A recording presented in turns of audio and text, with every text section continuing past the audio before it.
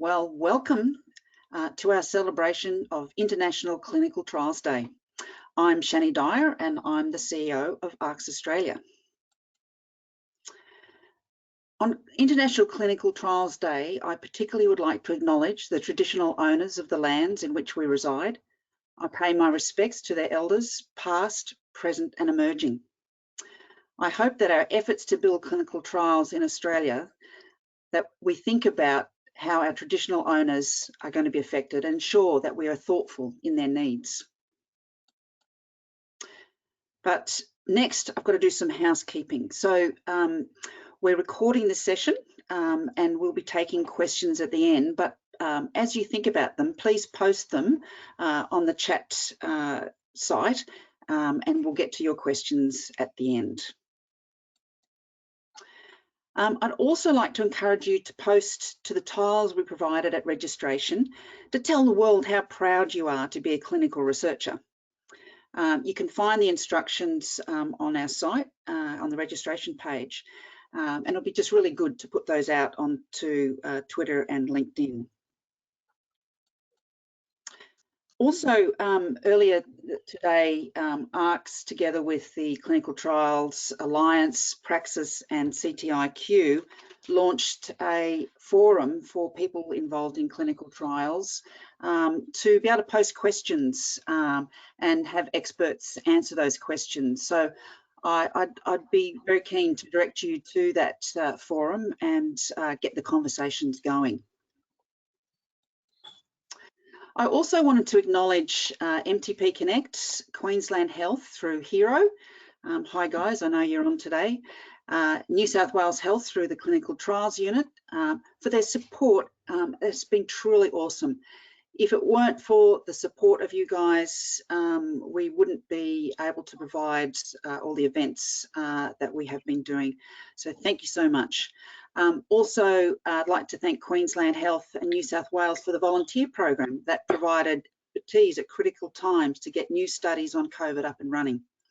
And thank you also to over 140 volunteers. I can't name you all, but we salute you. So thank you. So I just want to say a few words before I introduce our plenary speaker for today.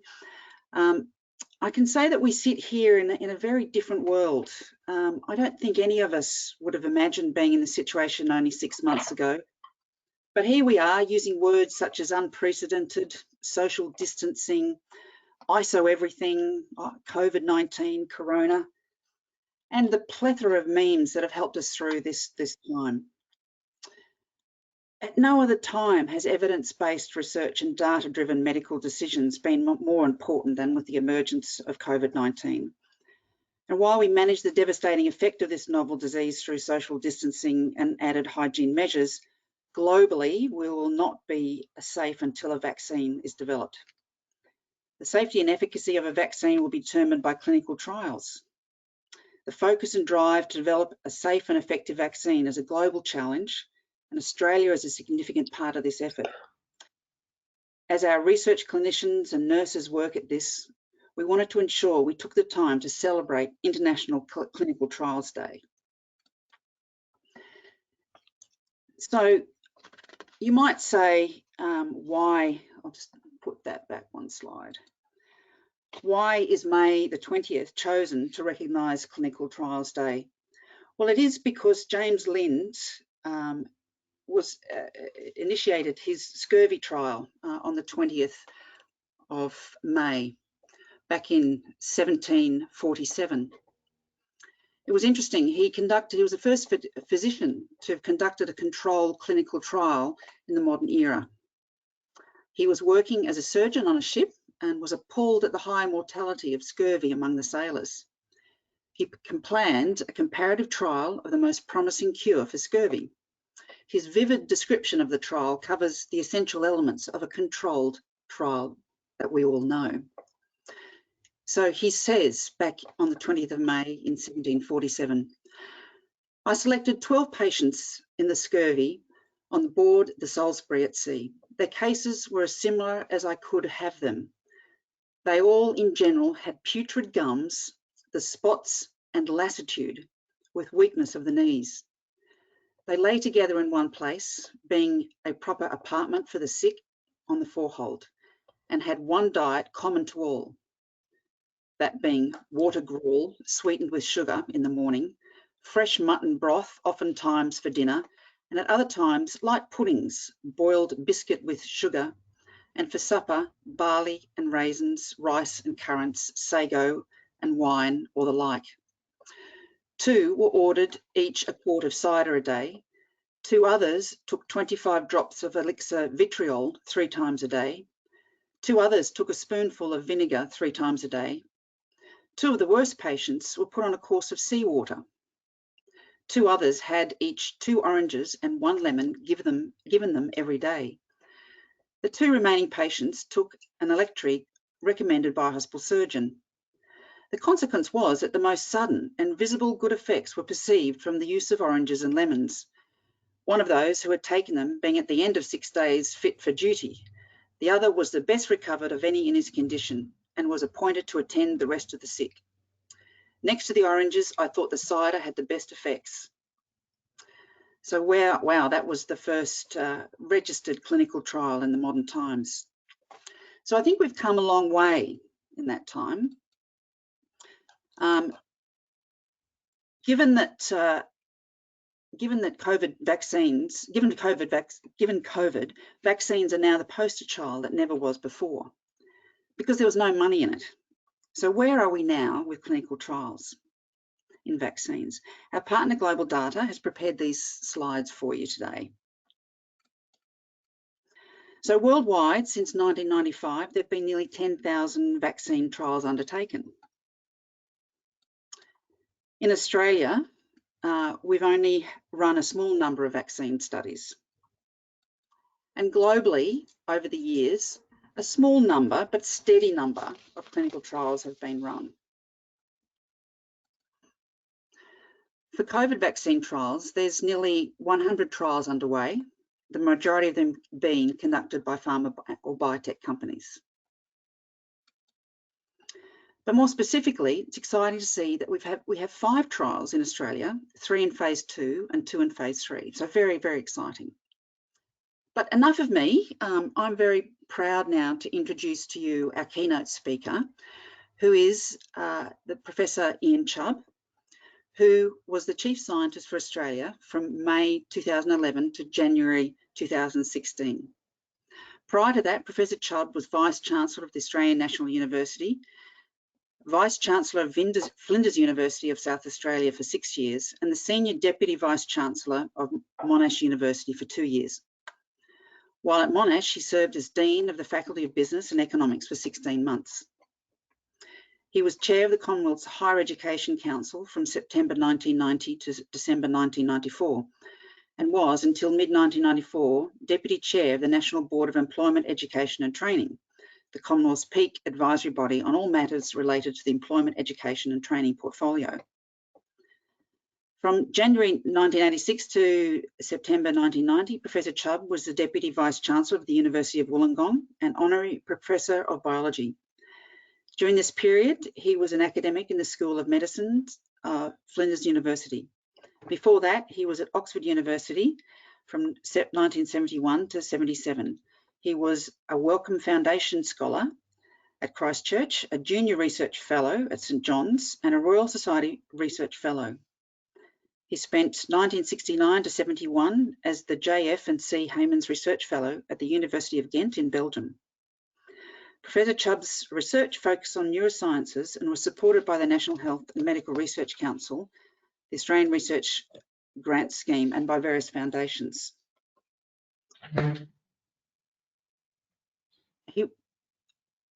His record is exemplary. In 1999, Professor Chubb was made an Officer of the Order of Australia for services to the development of higher education policy and its implementation at state, national and international levels, as an administrator in the Tertiary Education Centre, and to research particularly in the field of neuroscience.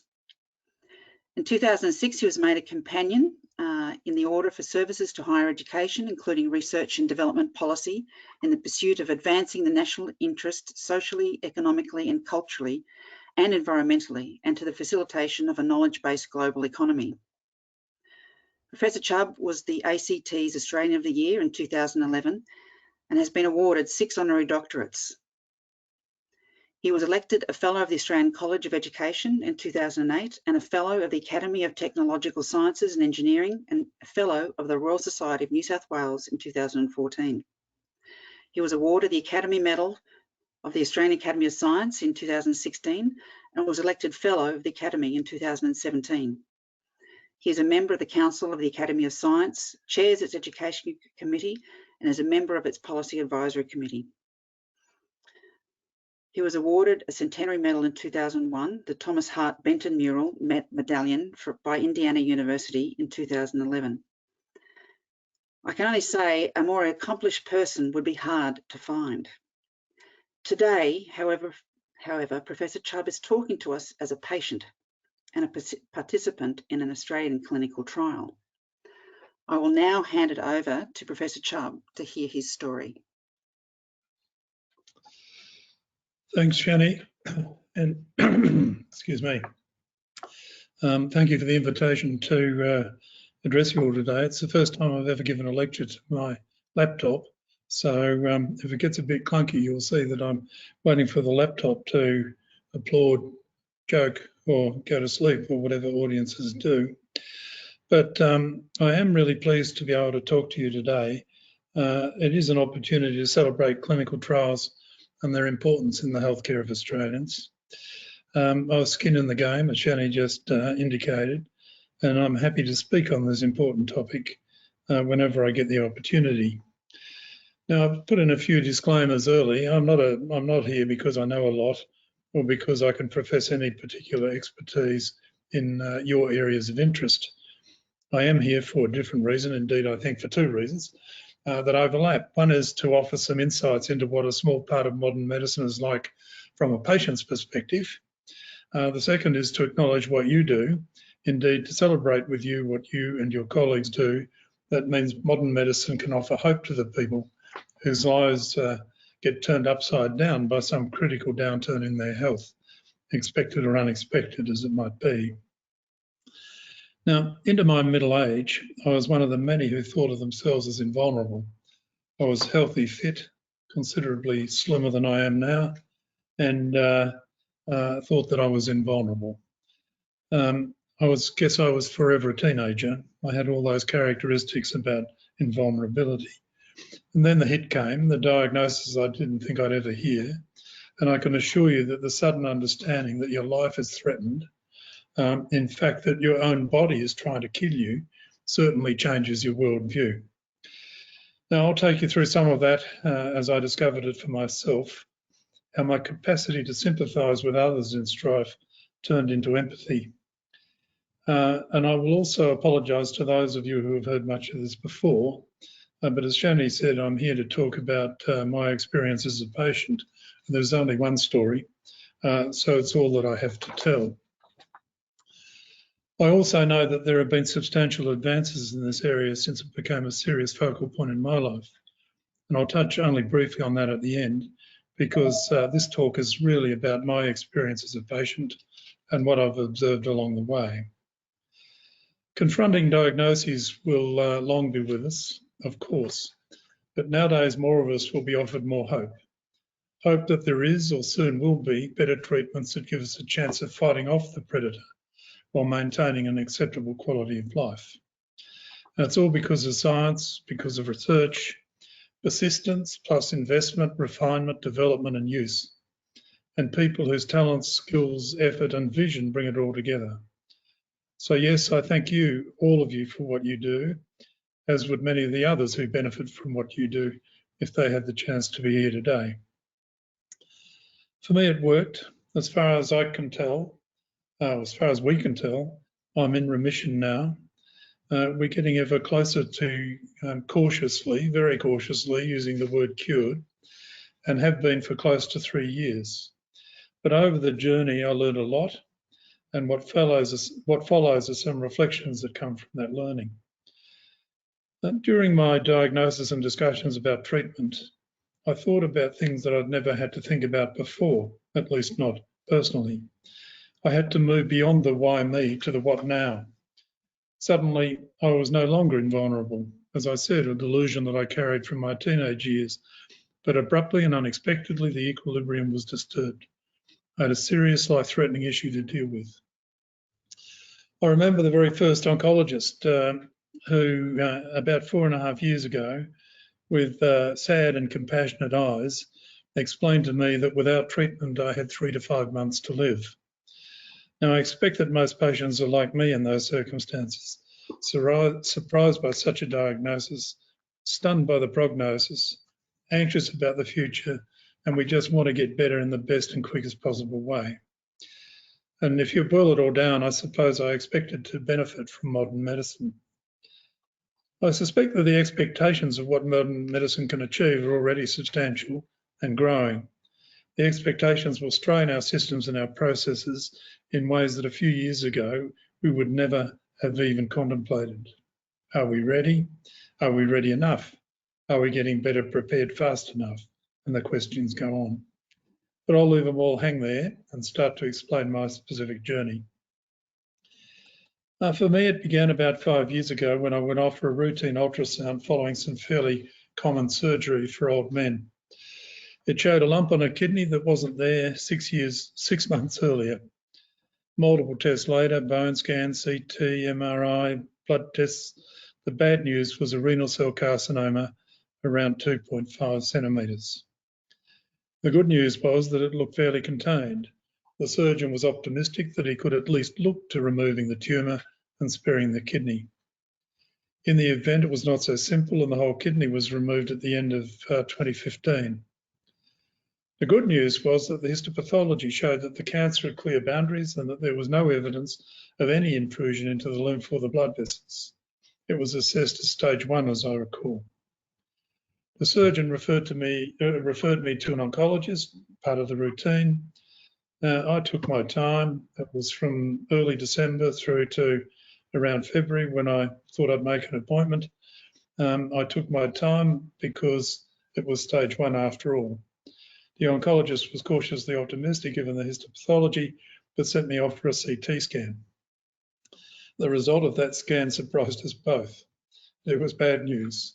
4 tumours in my lungs, both lungs were affected, and biopsy confirmed that it was metastatic renal cell carcinoma. It turned out that I was one of those outliers that we hear about sometimes, similar but importantly different from the norm. According to the histopathology, I had stage 1, but I was stage 4, and the tumours were growing rapidly. The oncologist in Canberra explained the standard treatment to me. He carefully explained the upside and the downside. Some 4.5 years on, we're back to good news, primarily because he took the initiative to propose to find out what alternatives were available, a clinical trial. After nearly 2 years of treatment as part of that clinical trial using immunotherapy, there are no tumours. I've been in complete response for close to 3 years, and there were positive signs after only a few treatments. I'm now in the monitoring phase, 6 weekly blood tests and 12 weekly scans. Did I get any side effects? What was my quality of life like? Well, I got a dry mouth, very dry. I had no sores or ulcers or anything like that, but I was very sensitive to heat and spices. I couldn't drink hot coffee, and there was no way to satisfy my chilli addiction, where I would normally eat chilli on bread or vindaloo with extra chilli. That was out of the question. And wine tasted like what I imagine a mouthful of steel wool would be like. I could still drink beer, but that was about all, well, apart from water. I got a couple of bursts of colitis towards the end, and that was rapidly fixed. So basically, limited side effects, and most of them were fairly transient, except for the chilli and the vindaloos. I did get truly fatigued for a couple of days after each of the first 2 infusions, but after that, nothing else there either. So here I am now, still around to talk about some of the things that I learned during those years. And what might they be? Well, I learned that I was lucky. I was lucky it was detected early, at least 1 year before I had any symptoms. The symptoms themselves were fairly late appearing, For example, I slowly but surely felt less able to breathe.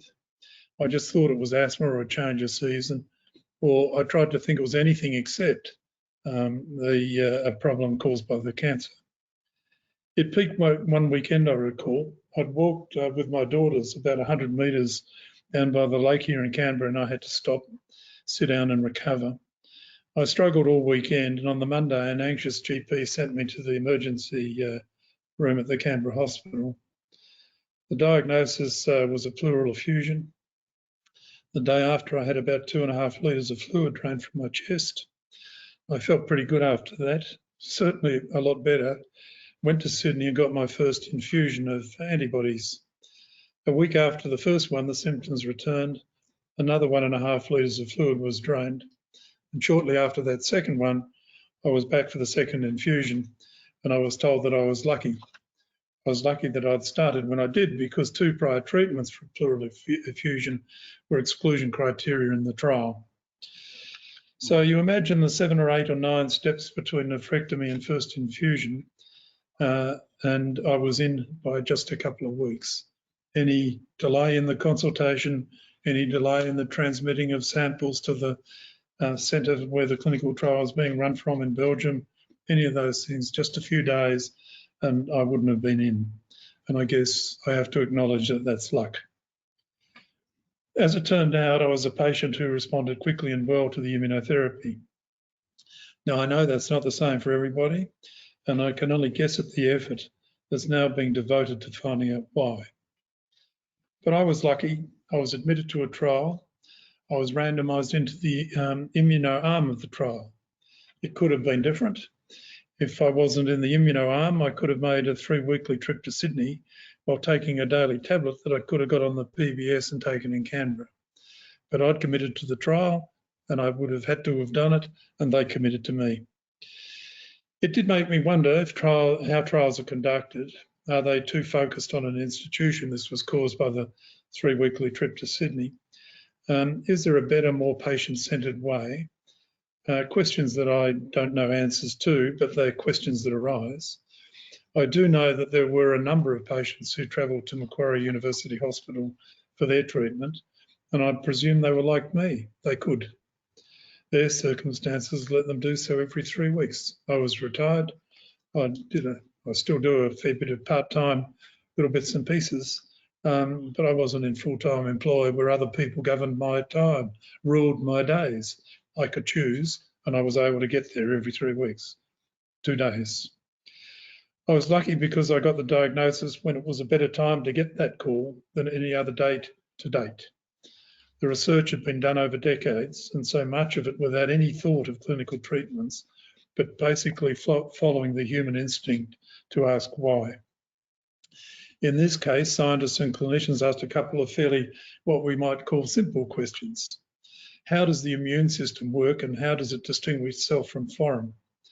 Over decades, they got answers, and somebody somewhere in some country thought about how that basic knowledge, that basic understanding of the immune system and how it worked, could be turned to advantage in treating some diseases. I'm sure you all know that in terms of this, there was a Nobel Prize at the beginning of all that research done, awarded to Peter Doherty and his colleague here in Canberra at ANU, and there was a much more recent Nobel Prize a few years ago to the people who identified the programmed death ligand on the tumour cells and on the T cells. I was lucky that the oncologist in Canberra thought about a trial and introduced me to clinicians at Macquarie University Hospital who were responsible for trials. He rang them up while I was in his office, talked to them about it, said to me I should go and talk to them about it because at least you know what's going on, Ian, and you will have a choice. You can take the standard treatment, or you can enter the trial if you think that that's what you want to do. Once I did, the choice was easy. So he did that for me, and he did it on his initiative. Notwithstanding my background, it hadn't occurred to me to ask, are there any clinical trials going on in Australia, reachable by me, any clinical trials where I could go and get treatment that was different from the then standard? Didn't occur to me, don't know why. Spent all my academic life in medical schools, most of them dealing with having lunch with clinicians every day, a lot of whom were doing clinical trials, and it simply didn't occur to me in that shock and awe period of my life that it might actually be worth asking the question. Now I tell everybody, you know, peace to all the clinicians who get inundated by people saying, is there a clinical trial? Whenever people ask me, I say, find out, ask them. Ask if there is something that you can get access to that will help you deal with your particular problem and at least give you a choice, because you can say, I'll take the standard, the routine, or I'll do something that's a bit different, and you can make a decision once you know what the information is. So I was lucky, as I say, that the oncologist did that for me, and he converted me instantly into proselytising on behalf of clinical trials, because it worked so well for me, and I was given that choice, and then I had the information, and I didn't need technical understanding. I didn't need to understand the details of it all. I didn't have to be medically qualified to go and interpret it. I just had to have the information available, talk to a couple of people, and say I'm in. So I was lucky that the pieces fell into place the way they did and when they did. After 1 full year of tests, of scans, of consultations and delayed consultations, second opinions, 2 pathology labs sending material, twice delayed, to the trial centre, as I said earlier, where the decisions were ultimately made, I was admitted to the trial that I believe was close to new patients a very short time afterwards, after I was admitted. And I started a few days before the second effusion was drained, and that would have excluded me. A few hours, days of slippage, extra slippage, and who knows where I'd be now. I've got to say that I've been well cared for by all the medical and nursing staff involved with my care. That wasn't any luck. They're the front line and the key to how we patients see our healthcare system. And I have to say, from that side of the bed, if I can put it that way, I was incredibly impressed by the way and the devotion and the care and the way that they looked after it. And that was incredibly important to my psychological state and the patients around me. They did very well by me, and I could see that they did very well by all the other patients they treated, because I sat in the Jason recliner every 3 weeks with plastic tubes stuck in my arm. This is the healthcare professionals, told me in the periods when there was a bit of time to talk about how their professional lives have been radically changed by the treatments they were now able to offer. More and more people were walking out of that room at different times with serious and positive prospects to lead good lives afterwards, by contrast with, say, a decade ago. So while the standard of my care was not lucky, I was lucky that all the pieces fell into place when they did. Importantly, I think for me, when I think about what happened to me, as far as I'm concerned, and as far as my family was concerned, I've actually been treated. I was treated for something that could have killed me quickly if left untreated, but I was treated. I know I'm a number in a computer somewhere, probably in Belgium. I know that I'm part of a research project, but I do know that I was treated. And the other people in this and other trials are being treated. And I think it's important that we get the message out there that this is not some esoteric, exotic research project trying something because people like trying to do things. For the people on the receiving end, they have the potential of being seriously treated by something state-of-the-art application of medical knowledge. And I think it's important psychologically, both for the patient and those close to the patient, that we think of it in that way too. It has to be a trial, it's got to be properly conducted. As Shani said earlier, you've got to do these things. The evidence base is critically important. There are enough people out there trying things. I was watching the US president saying why he took hydrochloroquine only last night, and somebody else saying there's no evidence and so on. The evidence is important. Obviously, it's critically important. But at the same time, to say to the patient, we're treating you, I think that's important too. And that's what they did to me.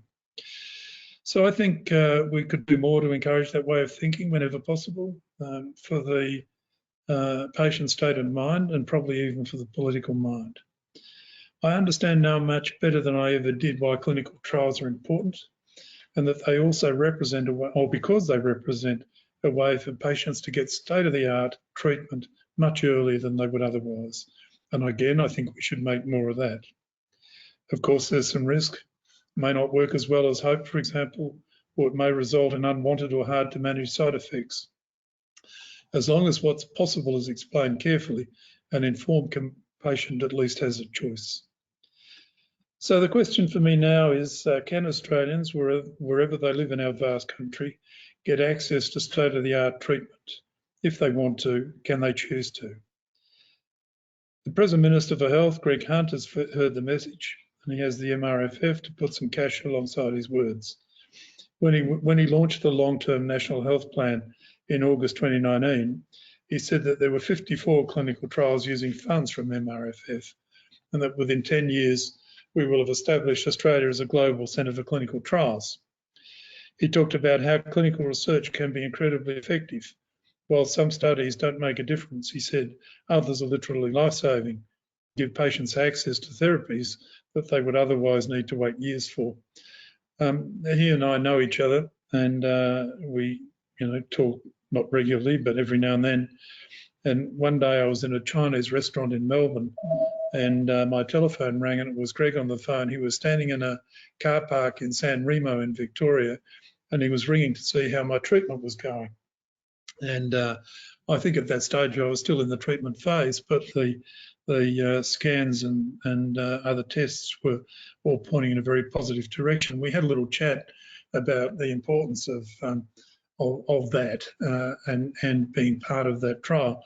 So I'm not, let me underline, not claiming credit for his conversion to saying that we're going to see clinical trials as really important. What I am going to say is that I think he's a minister who cares, and I think he sees the importance of this quite genuinely. And his interest in how my treatment was going was part of a more general interest in clinical trials and the effective way they provide treatments for Australians with particular problems. For the relevant patients in those clinical trials, the magic number is 54. Now, 54 is a small drop in the ocean compared with the thousands conducted in Australia over, say, the last couple of decades. But there are 54 additional clinical trials supported by the MRFF, and there may be trials that would not have been conducted here were it not for that government support. But importantly, they send a significant message, a significant signal. Australia is active, it's participating, and Australians can benefit. The Minister also announced efforts to improve the reach of clinical trials into rural and regional Australia, helping those most in need to access emerging therapies at hospitals or facilities closer to home. And personally, I think that's incredibly important. You shouldn't have to be a retired person within a 3-hour drive of a hospital to be able to get the clinical trial that saves your life. I guess that's just something we could probably all agree with. So how we get it into rural, regional and other parts of Australia, I think is an important consideration. The Australian Clinical Trials Network's Trial Hub program that the Minister supported will create partnerships with regional hospitals, making it easier for older Australians or those too far away from a major site to participate in a trial.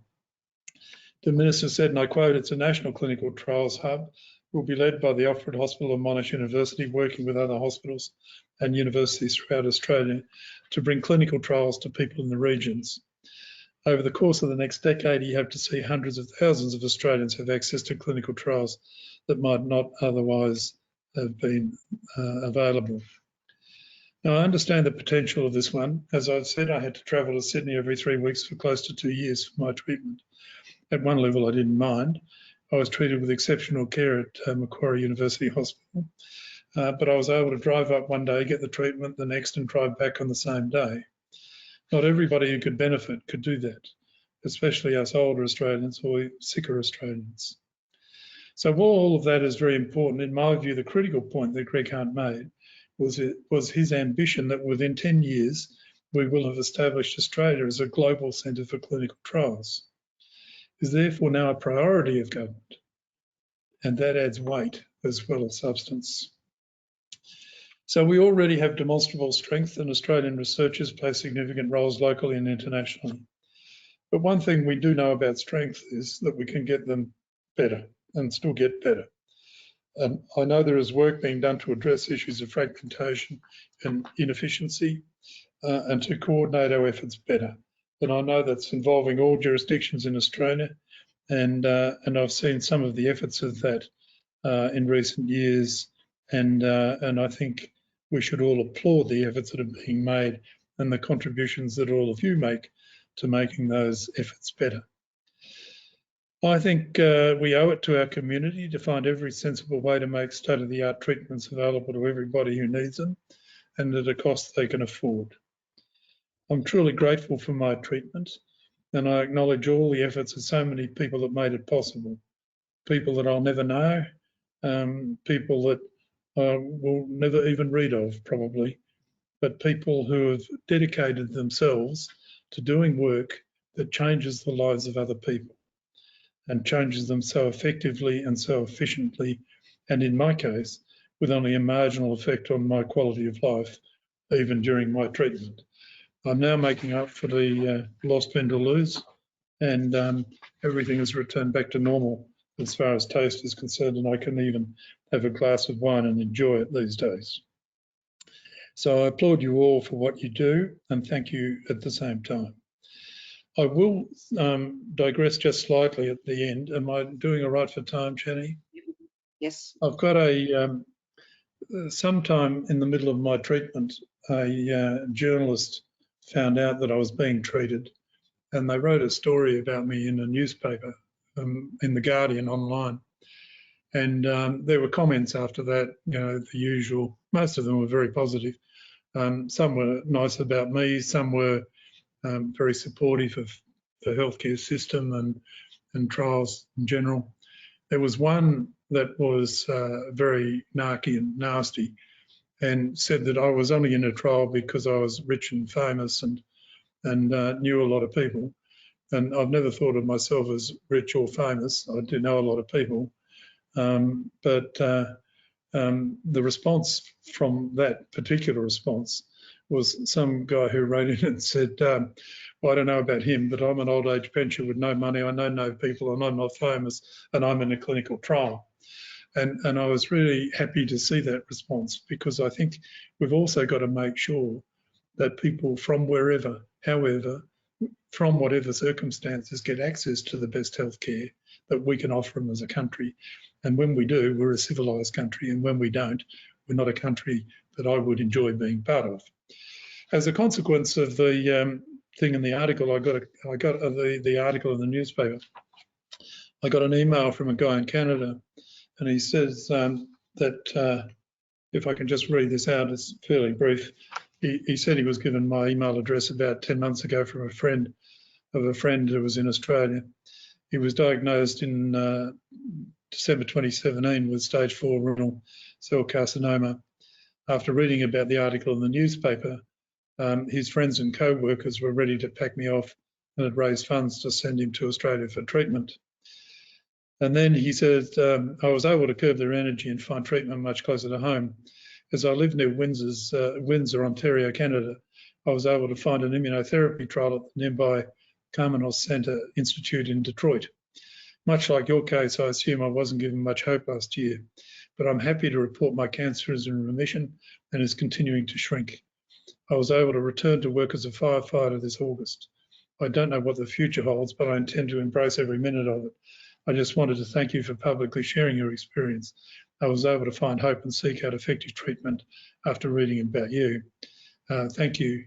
So he was a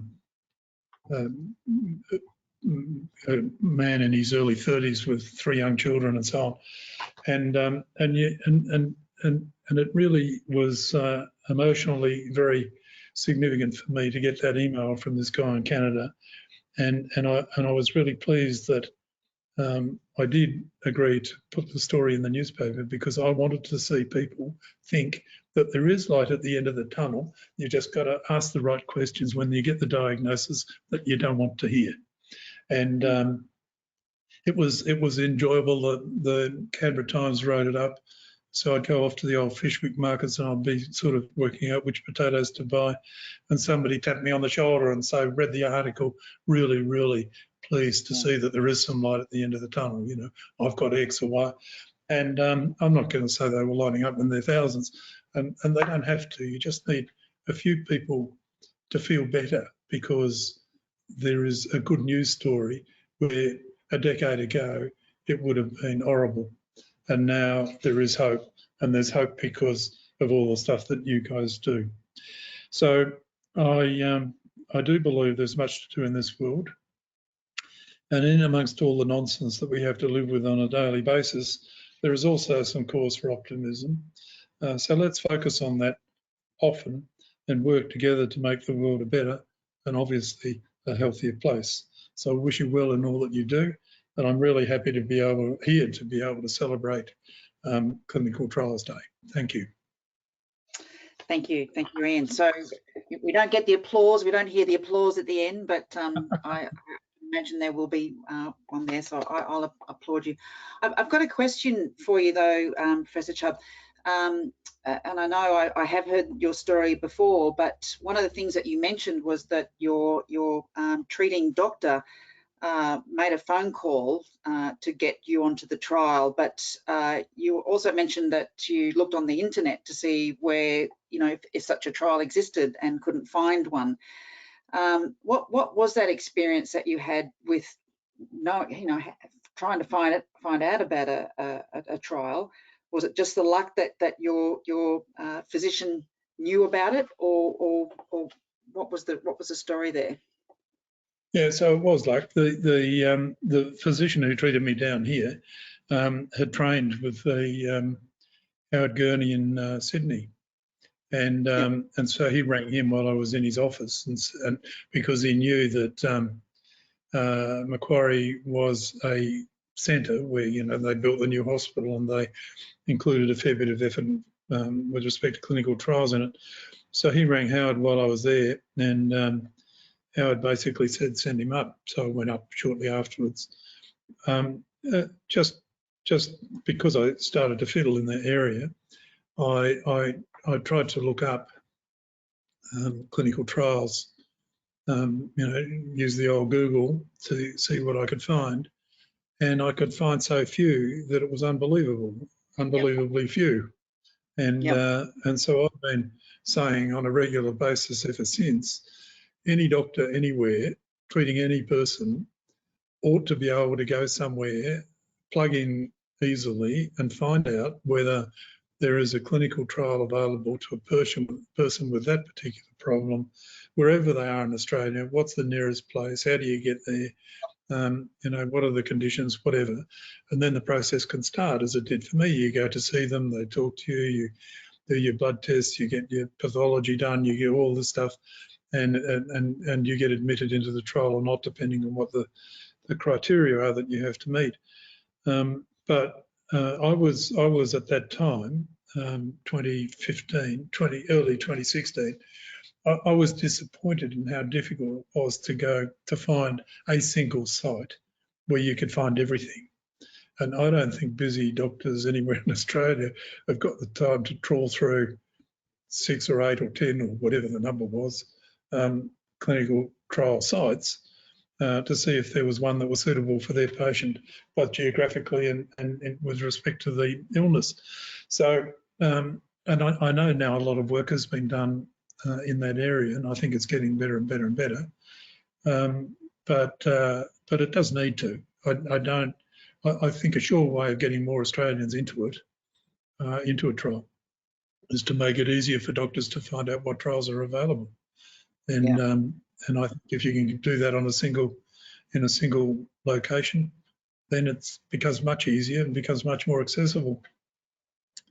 Absolutely. So I'm glad I was in Canberra or in the capital city. If I'd been, I mean, you can be in some of the bigger regional areas, but generally if you were in a small town somewhere in Australia, with a single overworked GP, it would probably be pretty hard for them to spare the time to find out. They might, but it'd be difficult. Yeah, absolutely. So, Professor Chubb, I've got some questions here from the audience. I'll just read them out for you. It said, "Thank you, Professor Chubb. Your story is so like many I've heard, where too often luck is the..." Sorry, I've just got to scroll down. "Luck is the difference between someone hearing about clinical trials and not, and being eligible or not, being in a position to be able to get to a site, etc. It's something we need to work on," I guess is what we've just been saying. "Hard to change, as you have said. One of the challenges I see is that clinical trials are seen as something different to healthcare. As you said, you didn't think to ask about clinical trials. I'm wondering if you think it's the community we need to educate that research is one of the treatment options available to ask for, or do we need to educate clinicians to think about clinical trials as part of the possibilities to investigate, so we can remove that element of luck? As a patient, you would prefer to as a patient, would you prefer to have to ask, or prefer to expect your clinician should just offer these to you?" Well, I'd prefer the latter, but I'd be happy with the former too. I think, from my point of view, I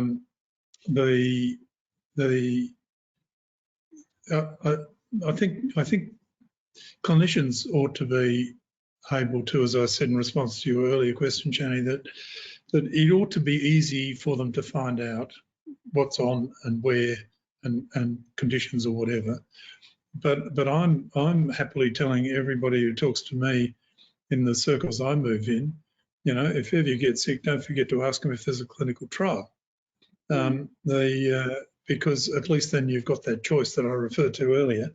And I don't think it should be, if we were to achieve, for example, anything like what Greg Hunter's been talking about, then people have got to be asking the question, either the physician saying, would you be interested in exploring, or the patient saying, can you explore for me? Or how do I explore? And then it's up to the rest of us to have an easy way to find out, and or a consolidated way of finding out, so that without spending oodles of time on it, you can see what's available where, and you can then make the contacts through the healthcare system. So I think it's just important that we do, and I think it's best if it comes from both sides. But it would be nice to know that medical students would presently be, I taught in medical schools. I don't think we ever talked to medical students about clinical trials. We talked to them about research, but we didn't talk to them about clinical trials that I can recall. It's a long time ago. Probably did.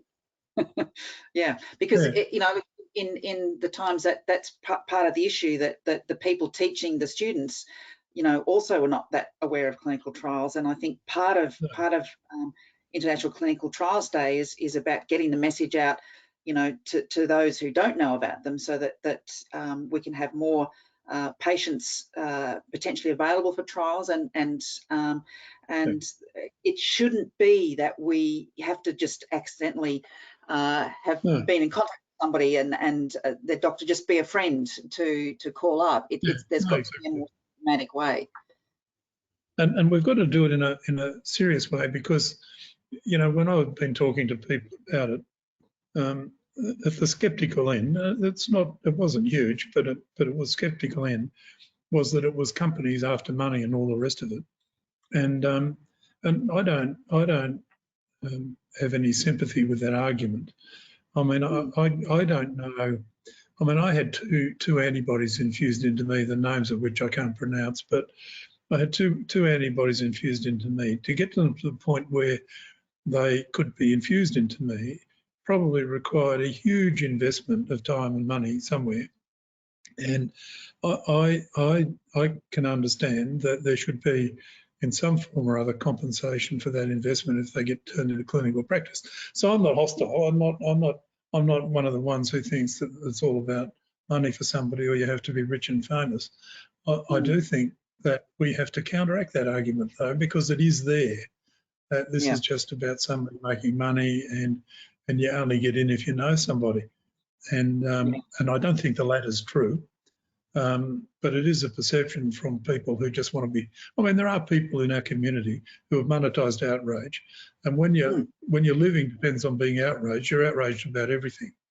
So there are people who say, "Oh yeah, well, you know, you only get in if you know somebody," and then give somebody a kicking over that. And I just think that's unfair and unfortunate, and it's up to the rest of us to try to counteract it when we can. Yeah, no, absolutely. And there's a number of people who've given you virtual applauses and said thank you very much. Thanks very much for sharing. Well, you know, our community's out there, and you know, they very much appreciate the time that you've spent with us. You know, for us, you know, you're a very lauded person, and you know, we appreciate the time that you've spent with our community, because, you know, as you said, often there's a whole bunch of people out there working who never get any applause and never get any kind of recognition for the dedication that they have to providing clinical trials in often very difficult situations where the funding is not there, and you know, they work incredibly hard. So we do thank you for your time and for you know, you sharing your story with us too, which is really important to hear. It's the stories, I think, for all of us that really encourage us, because you know, that tells us that we're making a difference, and you know, we're working very hard to make a difference, to ensure that the sector gets recognised. You know, you talk about the money, but it is an export earner for Australia. So the government does see it as an important economic benefit, but more than the economic benefit, it's the benefit to our Australian community, and the concept of equitable access across Australia for all Australians, rural, remote, regional, is just so important. You know, our regional folk, you know, shouldn't have to suffer diseases that it's just too difficult for them to get to. So I really applaud you for raising that as an issue. I will close off now because we're kind of at the end of our time, and yeah, just more thank you so very much is what's coming through on the line. So I'll go to the next slide, which just, I think, says thank you. So yes, thank you so much. Thank you everybody for joining us late into your evening, and happy International Clinical Trial Day. Go out there and make a difference. Thank you everybody, and goodbye. Thanks very much. Thanks, Ian. Thanks, Shani. Thank you.